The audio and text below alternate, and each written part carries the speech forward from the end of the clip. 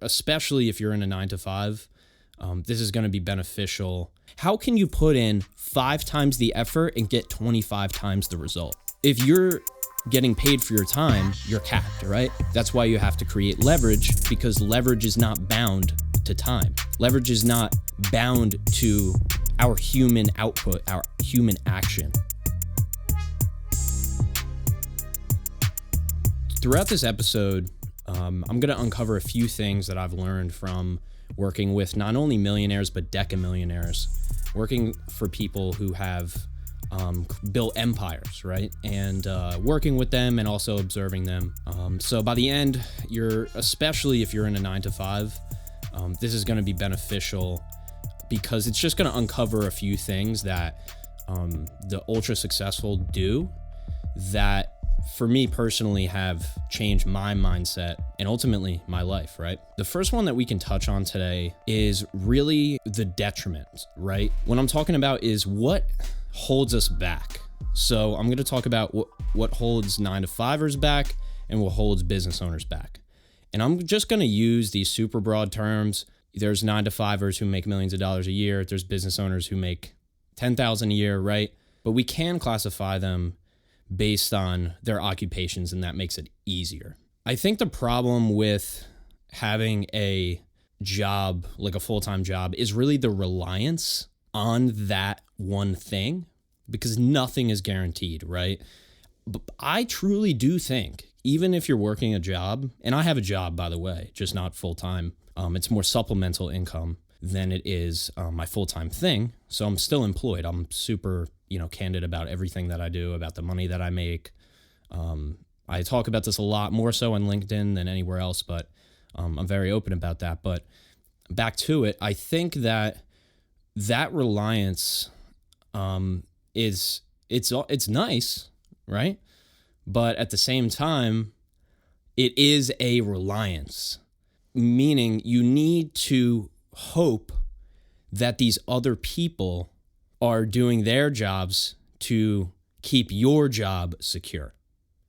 That's just the reality, right? Then you have the entrepreneur, business owner side of things, where I would say there's much more risk. There's also risk in a job, right? Because you're relying. But on the business owner, entrepreneur side, there's a lot of risk. And these people are very risk tolerant, right? But that's not to say there's not things that get them caught up. There's many. The 9 to 5 / the reliance, I think a lot of it, what stops people from growth who are consumed 40 hours a week by that job is really spending, right? A lot of times when you have a consistent job and a consistent paycheck, you're getting in to a habit with money. And so you're living a lifestyle that probably matches your income. And so this creates a problem, right? This creates overspending. This creates debt. This creates credit issues, right? This creates basically spending money on liabilities. So if two people with a job, husband and wife, say, go and purchase a house, they're not looking at that as a business opportunity. They're looking at that as maybe a first home or a family home. Say an entrepreneur, business owner, especially a real estate investor, somebody like that, they're going to look at it in a different light. They're going to say, is this going to be a liability for me, or is this going to be an opportunity, right? Is this going to be an asset? So I think that's a good kind of delineation there, but in mindset, right? And so we're 9 to 5ers and people with jobs, and I'm speaking from my personal experience here, everybody. This is what got me caught up as well at times, is spending, right? And I really don't have a big problem with this. I'm really like an underspender, and I spend a lot of money on things that I really love, and it's typically a few things, right? For me, it's mostly equipment and cars. I love cars. I've always been into cars and motorcycles and things like that. That's something that I really love. Sometimes I make money from it. Sometimes I don't, but I spend money on that. So the 9 to 5 mindset has you kind of entering this lifestyle of debt and, spending money on things that you don't have, right? Buying a $500,000 house when you don't have $500,000. And that's completely fine. Most people do it. So, but that's what I'm saying is I think people mostly create a lifestyle that matches their income. And that is going to put you behind, even if you're not in the negatives every month. Because if you constantly match your lifestyle to your income as your income increases, you have no chance to get ahead.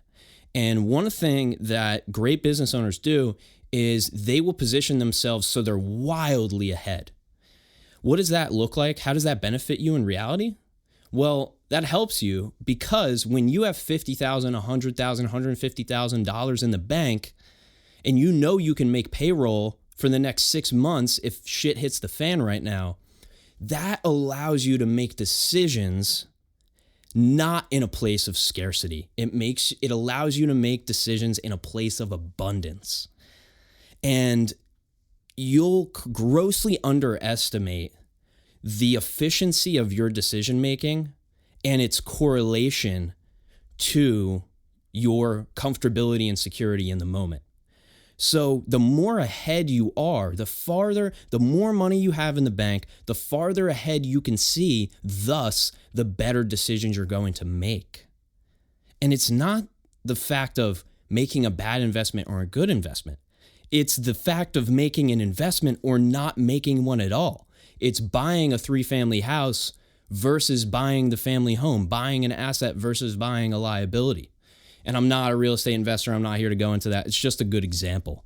It's also a good example for anybody who has a full-time job. I know many people with full-time jobs who have like an entire real estate business on the side, right? So they get that mindset. But I just think that the matching, you should try to probably, if you want to get ahead, this is what I'm trying to do right now. My biggest contract that I've ever signed was probably like 4,000 to 5 to 10,000, right? Maybe like $7,000, somewhere around there. I just sent out a proposal for a $32,000 contract. Now, I don't know if I'm going to get it. This one particularly, I will get them, right? As I continue on in business, it's going to happen. But I'm positioning this way now so we can get ahead, look further into the future, and then make better decisions, right? So just to give you an example, I'm literally changing my business so that I can create offerings that are more long-term focused, so I can attract people who want to win long-term, so then I can make better long-term decisions and have a more sustainable business. And you can just copy this into life. Meaning, why don't you try to get ahead? If you're not ahead, if you're ahead right now and you got 3 houses and your IRA is dialed in and you're making passive income from index funds because you read Money Master the Game, hey, you're in a better spot than me right now. So maybe this isn't the podcast for you. But if you're like me and you were working a regular job and you were a mechanic or a landscaper or worked at every side job and that you could possibly handle, if you were like me, you didn't learn a money-making mindset. You didn't learn a revenue-generating mindset or a leverage mindset or a multiples mindset. You didn't look at, how do I make $1, turn $1 into 2 and turn that 2 into 4? Nobody was talking about that. It was just work. You just got to work, right? So this is me in talking about this on the podcast and in life, really. This is me moving in the direction of getting ahead. And that's what 2023 is for me. And that's what 2023 can be for you. If you're listening to this, if you got through, this 6 or 7 minutes already, you're in a great spot because you're learning and you're willing to take time to invest in yourself. And that leads me to the second point. What you have to do is you have to find points of leverage. A perfect example is billionaires who appear on podcasts. A billionaire who appears on a podcast, that podcaster has something that billionaire doesn't have, which is an audience. That audience is leverage. Believe it or not, money doesn't get you everything, right? And so you can have all the money, but you might not have the leverage that you want or you need. And so money is not the goal. Leverage is the goal. What leverage creates is demand. And how demand works is you you want to have more people that want to work with you than you can even handle, right? And that's something that you can create in your job. If you're in a job right now, you can be more in demand. So the way to level up in a job is to not to necessarily climb the rungs in the ranks, though it will present like this. You're really trying to see and understand what the person ahead of you is doing. Not so you can become the CEO, but so you can learn. It comes from a place of self-education and that mobility throughout the company or in a broader context throughout life. That's what's going to allow you to mobilize. That's what's going to allow you to increase, is because you become more in demand, because you have more leverage, because you have more skills or knowledge and you can execute. So if you never level up, you can't move up in your job. If you don't increase your performance and your outcome, you can't level up in your job. Because unless you're working for the government or an SGO or something like that, or a nonprofit, your job is a business and your job needs to make more money. The people that make the most money in a business are the people that make the business the most money. So you can do this. This is why this applies to business owners and 9-to-5 and people with side jobs and freelancers and Uber drivers. It applies to everything, because as an Uber driver, you only have as much leverage as you have hours in the day to drive, right? And so there aren't many multiples that you can apply. And what I mean by multiples is that how can you put in 5 times the effort and get 25 times the result? If you're getting paid for your time, you're capped, right? That's why you have to create leverage, because leverage is not bound to time. Leverage is not bound to our human output, our human action. And so I don't want to go too far off down this kind of point and rabbit hole of leverage. I do want to touch on a couple of other things in this episode. But those are just some thoughts that I've been having since I have been learning about what the people who are what Bedros Keuilian, the entrepreneur, what he would consider people that are a 2.0 version of themselves. I want to know what these people are doing. I'm not saying I'm going to implement it tomorrow. I'm not saying I'm going to change my life tomorrow. I just want to know. So if you're listening to this and watching this, you already want to know. Great. You're in a really good spot. And my goal is not to have you change your situation. It's to put you in the best situation for you. Because I was in a position where I was doing a job I was good at. And honestly, I was doing a job that I loved, but I actually found a job that I was better at, a job that I loved more, a job that pays me more, a job that allows me to help more people. All of this by building up my skills and creating leverage. I did it through YouTube. I literally did it through mentors, downloading software, and sitting there for hours after work, before work, weekends, etc. Had no girlfriend at this time, had really no responsibilities. I would just sit and learn skills. Sit and learn skills. So whether you're in the job, whether you're in the business, if you're not making more money in your business, you're not making other people more money then. If you're not leveling up in your job, you're not creating more leverage for yourself, right? And so to cap this off, really something that gets in the way when we're trying to do this is emotions, right? If I just say money, if I just say the word money, right, there's emotion to that. There's whatever trauma you might have or opinions your parents had about money or anything in your life, or, when you were broke or if you're in debt or whatever, money, it just has these emotions tied to it. And that could be a reason why you're not making more. I think it was a reason why I wasn't making more. So you got to tackle those emotions. You got to tackle those emotions. How do you do it? It's fucking hard, man. It's hard for me, right? But I'll tell you what works for me, right? A lot of this, I'm really not trying to preach here. I'm really not trying to give you a step-by-step guide. I'm just talking openly. What works for me is saying, how do I be the bigger person in this scenario? So when my client comes with an unreasonable demand, guess whose opinion that is that it's unreasonable? Mine.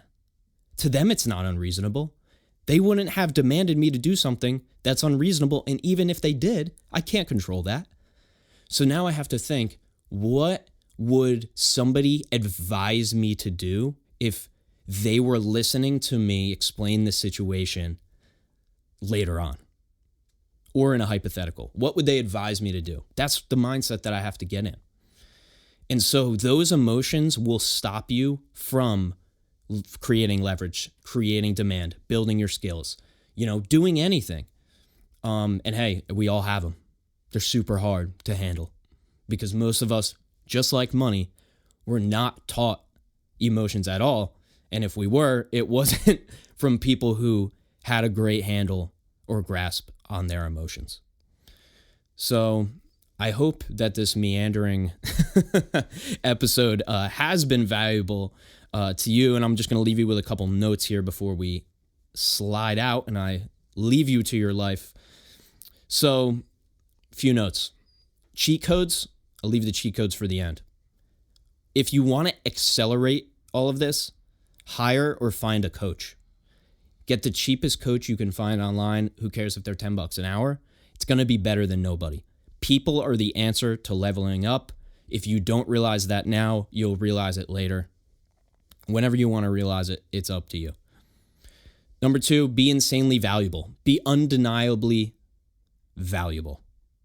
And leverage up your create leverage by honing more skills and being more in demand. And then 3, act like you're a business.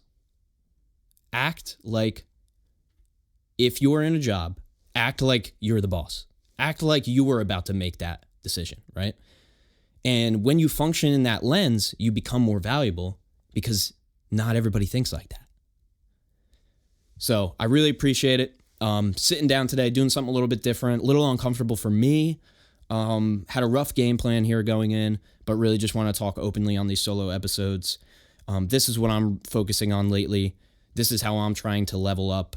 And if you would like, I listen to many podcasts. I read books on this stuff, YouTube channels. Let me know if you want any recommendations. I can include that in an episode. Appreciate you diving in today and leveling up your life as I'm trying to do the same. I'm just a regular dude who makes podcasts, man. So really appreciate you tuning in, and make sure to catch that video version on YouTube if you're on the audio side. We appreciate you there too. And shout out to the team at Podcast Principles for making this podcast a reality. Keep improving your life. All right, catch you in the next one.